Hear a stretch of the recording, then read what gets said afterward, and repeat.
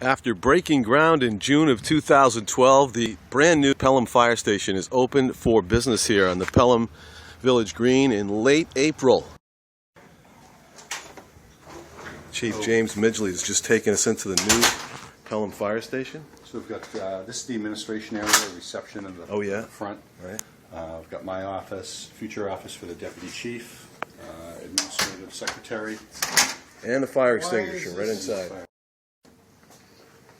Duty office, essentially. This is where the work gets done for the with the crews. We've got a couple of terminals, printers. People come in, burn permits. They do their medical reports up here. Yeah. We've got a radio for communications when guys come in for calls. So we've got pretty much everything we need to run an operation up in the front area here. Right. Got inspector's office, something he's never had. He's had a desk in the middle of the training room. So he actually finally. Who is the inspector? John Hodge. John. Yeah. Johnny's actually got a real office now. Good for John. Yeah. Got a conference room, seating for 10 people. Right. Conference table over at Town Hall. It was actually donated to us. It's on the way. A couple $1,000. It was very nice. Yeah. So we're going to get that together in the next couple of days. Right. It's going to take us a couple of weeks to get everything kind of squared away. Yeah. Remind me, I have an American flag for you. Oh, good. The big one. Okay. We've got a reception area. Uh-huh. Got a lot of trophies. We had to kind of cull them down and put some into storage because back in the heyday in the 70s and in the 80s, there was a lot of things that went on with parades and stuff. Oh, yeah. Yeah. So we had to put a lot of them in storage. My daughter actually did this. She picked out the ones that she liked and kind of set everything up for us. That one doesn't. We've got, on the old flagpole, there was a giant copper Maltese cross with PFD on it. It was actually made by the former deputy chief, Deputy Garland. We're actually going to mount that, clean it up, and it's going to go right here, so it'll be the first thing that you see. It's pretty big. It's about that large. Beautiful. So it's going to be a beautiful centerpiece. Over here, we'll probably have the Pelham Fire Department. Oh, yeah. Plaque. Yeah. With the patch on it. We'll go up in the on the front over here. Yeah. Kind of the little reception area, so people can have a seat, wait for myself or Inspector Hodge. Right. In the administration area. This is the main corridor, which runs north to south.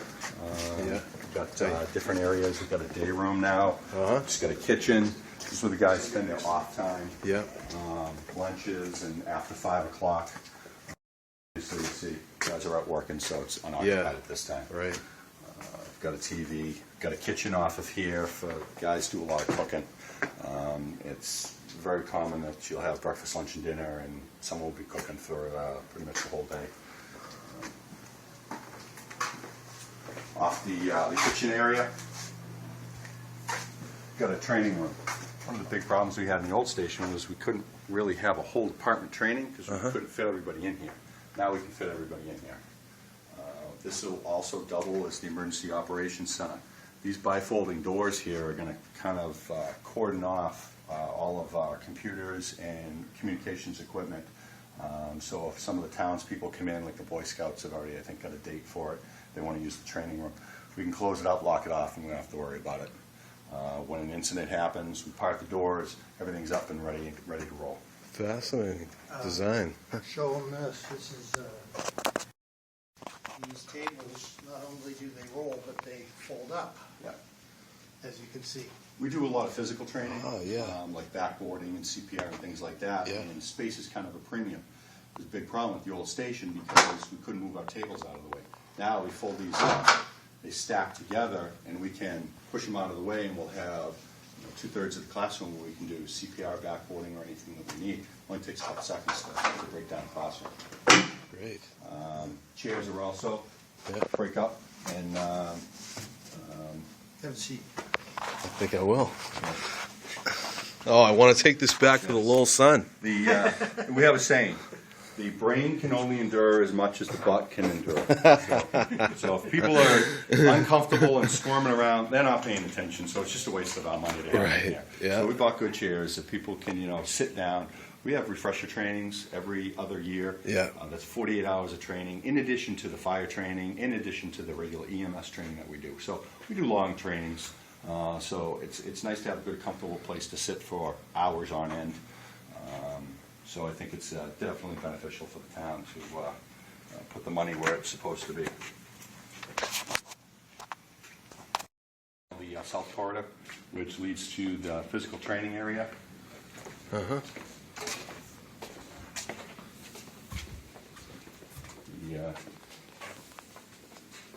The town pitched in, they bought us this piece of equipment, and the union bought everything else you see in here.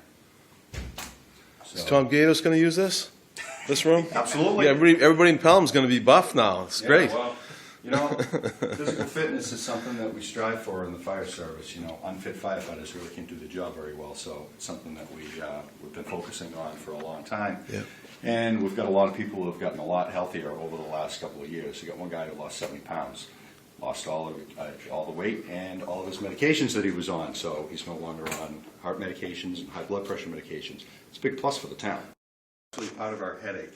Oh, the flooring, yeah. The flooring, rubberized kind of stuff? The flooring, the concrete underneath gave us a real big heartache because it wasn't releasing its moisture quick enough, which prevented us from putting down the flooring, the VCT, the rugs, and the rubberized flooring, and the apparatus bay flooring. So Yeah. we had to do a mitigation product, which kind of ate up the surplus that we had hoped to give back to the town. Project still came in under budget, but we were kind of hoping to give some money back to the town and say, you know, we brought this under budget. There's nothing we could have done about it. Yeah. It is what it is, and That was the curing of the cement, right? Yeah, what Which happens is, is people the think it's moisture- hardening, but it's Yeah. what you said. It's not so much the hardening; it's the moisture. The moisture Yeah. releases its own rate. You can't control it. We actually brought in heaters. We cranked up the heat in the building. We had the whole place up to like 70 degrees, 75 degrees. Had the floor slab greater than 68 degrees. It just wasn't releasing its moisture. So, unfortunately, we had to bite the bullet and we had to put the mitigation down.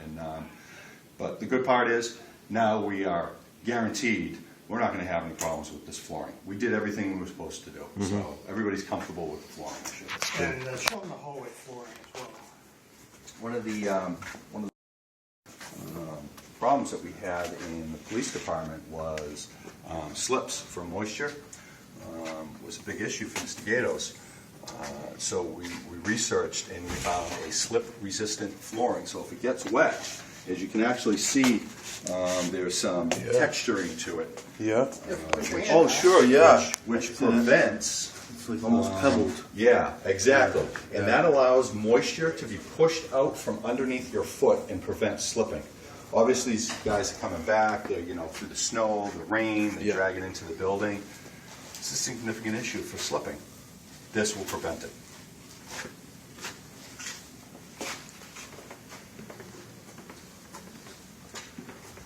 Got the crew area. Got a bunk room. This is actually the lieutenant's office, Lieutenant Atwood. And we've got 3 other bedrooms, and then this is the duty officer's room, which is set up for communications similar to his office. So if there's a call at night, he's got the phone. If there's a radio call that he needs to communicate on, he's got a radio by his bed also. So these 2 rooms are set up for communications similarly. Now, So it was definitely worth the investment that we made for the future. But again, that'll be long after I'm gone. When will that be, Chief? I'm thinking 10 more years. So you already know your way around the building pretty good, it seems like. I have spent a tremendous amount of time in this building. I can tell you that without question of contradiction. I have spent anywhere during a normal day of construction 3 or 4 hours in here, every single day that we have in construction. Got an EMS room, a little bit disorganized now, but this is something that we didn't have in the old station. This is now temperature and moisture controlled. In the other place, the medications would rise, they'd hit 90 degrees, not good for your medications. We've also got a safe for our controlled medications. It's got we've got security cameras, pass card access, security access for our drugs, so it's triple redundant. So we now have good control of everything. Tom knows exactly how many Band-Aids are in that room. Yeah. This is the core of the building, and this is one of the things that we tried to do was we wanted to isolate people before they transitioned into the living areas. We wanted to break them out in steps for decontamination, so we would prevent any, chemicals or products of combustion that they'll have on them when they come back from a fire from going into the living areas. So what happens is when they come off the apparatus, which is on the other side of that door, they come into their gear area. They drop their gear. If they are very heavily contaminated, we've got a decontamination area on the other side of this wall. They can completely drop their gear there. Yeah. Come through here. This is where they shower, clean up. They've got their lockers. Once they're completely clean, decontaminated, then they can transition into the rest of the building. So and I'm not kidding when I tell you, if we had a bloody backboard, we washed it down on the back of the fire In the old station, yeah, you did what you had to do, yeah. There's just no place to contaminate. Now we get a full decontamination area. We've got bloody material from a medical call. We've got contaminated firefighters. They can come into this room here.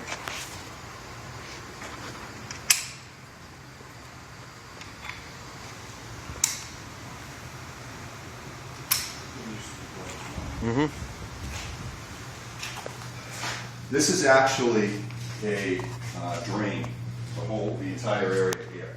So they can come in, we can bring in medical equipment, stretchers, stair chairs, anything that we need to decontaminate. We can hose it off and it goes into a holding tank.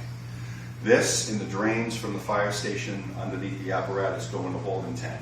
So nothing goes into the leaching field and nothing goes out into the general systems outside of this building.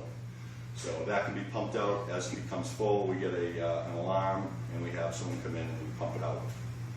We've got gear area where we can actually bring our air packs in, drop them into the sink in here. We can scrub them down. They drop their gear here. We've got a washer extractor. Takes out all the contaminants. And we've also got medical, like heavily soiled rags, which are separate from our medical linen. We do our own linens, so we've got a heavily contaminated washer and dryer, and we've got a medical linens washer and dryer. We want to keep them separate because obviously we're taking sick patients. We want to make sure they get good, clean linen that hasn't been heavily contaminated at some point. So we try and separate that stuff out. This room is actually raised concrete about 2 inches. This room can flood up 2 inches. And the material that goes over the construction material is actually a fiberglass material. So you could spray this room down, it's not going to damage it.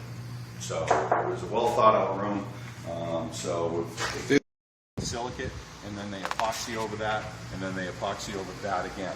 So there's a couple layers of durability built in. Layers of epoxy on this. So, Actual base surface of the fire station.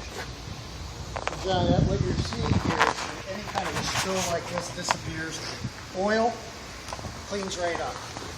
So you're not going to, under normal conditions, you saw it in the old fire station, saw when the concrete was starting to decay, if you will, because the oil for years just dropped on it, dropped on it, dropped on it.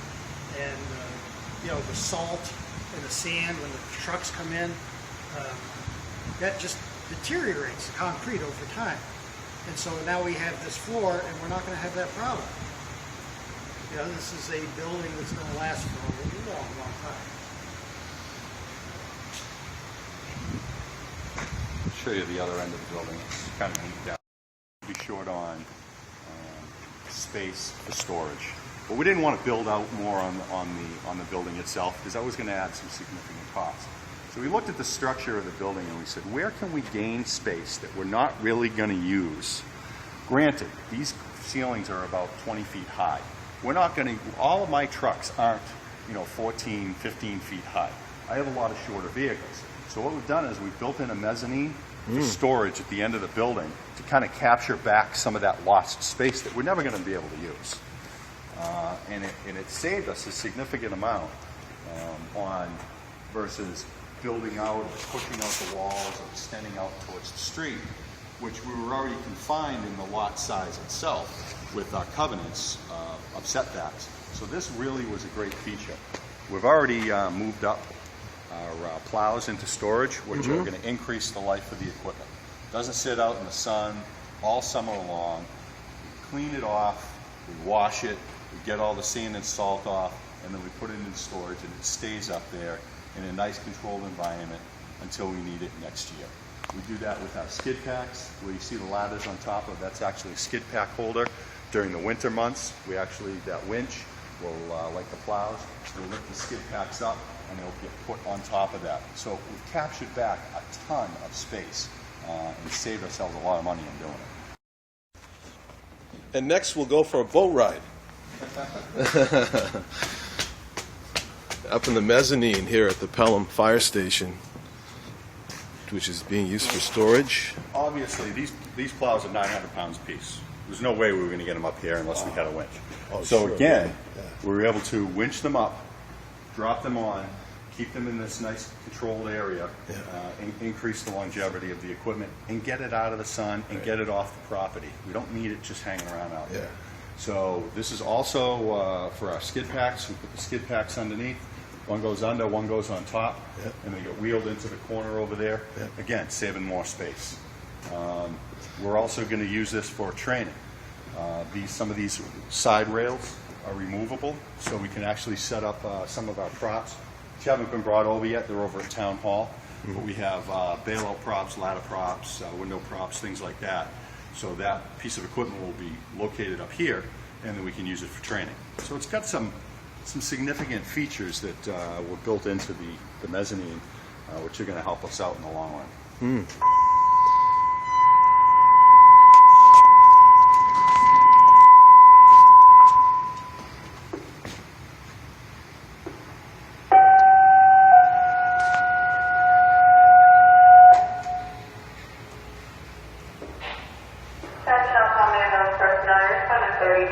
Wood Road, for medical to Charlie level, 40-year-old female with difficulty breathing, possible panic attack. Again, attention all Pelham ambulance personnel, your respondent 32 Wood Road, that's 32 Wood Road, for medical to Charlie level, 40-year-old female with difficulty breathing, possibly from a panic attack, time to town 11:54. We just heard a medical call. In the old building, you had to carry a pager, you had to carry a radio around. And you see, we've got plenty of room to move around our vehicles. Yes. Oh, I didn't get a chance to see the lights work. On the front of the station, we've actually got the trip lights. You can see it, well, it was working right there, right where the white van is now. There's those lights activate. Why don't you explain how that works? What happens is we need to stop traffic, and instead of using an electronic signaling system, which is going to cost us between $100,000 and $200,000, we found a low-cost way to achieve the exact same thing. These are solar operated, so there's no underground piping in them. They're run by battery, and every truck has a transmitter. For $17,000, we accomplished the exact same thing. So they get in the truck, they push it, looks like a walkie-talkie with an antenna. They push it, transmits a signal, and it trips the lights there, turns it to flashing reds, and traffic stops, and the ambulance or the engine can pull out. There's two of them. There's two. There's one here. There's actually one on the other corner of the property. So we capture everything from the village green over to the back entrance. Brilliant. This is Rescue 1, is it called? This is Boat 1, yeah. And we actually, it's got it's 25 horsepower, 4-stroke engine. It gets us in. We can actually 4-man it if we have to. We can also disconnect it, and we can move it with a couple of guys just pushing it around to get it to where we need. Oh yeah. It's nice and light. It's very versatile. Yeah. And we can fit 6 people in it.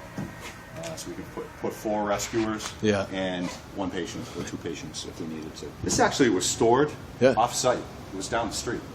We didn't even have access to it quickly. But now it's going to be readily available. You guys will pull out of forestry, Slide this right out. Yeah. Pop it on the truck. We'll be out of here in 2 minutes. Beautiful.